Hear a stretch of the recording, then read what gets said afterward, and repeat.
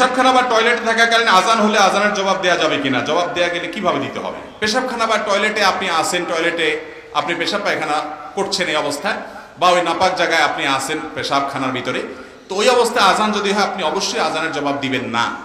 আর এছাড়া বাকি সব অবস্থায়, এমনকি অপবিত্র অজু বিনা অজুতে আছেন তখনও আজানের জবাব দিবেন, এমনকি ফরজ গোসল অবস্থায় আজান শুনছেন তখনও আজানের জবাব দিবেন।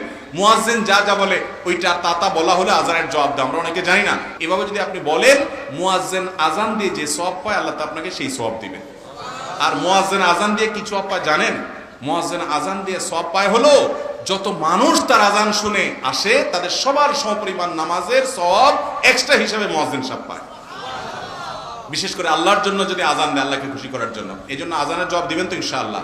অনেকে আমরা আছি এটা জানি না, কয়েক আজানের জবাব শুনলে প্রথম যে আজানের জবাব আজান শুনছেন ওইটার জবাব দিবেন, তারপরে রেকর্ডেড আজানের জবাব না, আবার লাইভ আজানের মসজিদের মাইকের আজানের জবাব দিবেন। কিন্তু এই জবাবটা সর্বাবস্থায় দিতে পারেন। ফরজ গোসল হলে তখনও গোসল করা ছাড়াও আজানের জবাব দিতে পারবেন, কিন্তু টয়লেটে দিবেন না, কারণ ওই জায়গায় আল্লাহর নাম উচ্চারণ করা জায়েজ না। আব্দুল্লাহ ইবনে আব্বাস রাদিয়াল্লাহু তাআলা সহ অনেক সাহাবায়ে কেরামের ফতোয়া আছে উপরে নিষেধাজ্ঞা যে টয়লেটে আল্লাহর নাম নেওয়া যাবে না।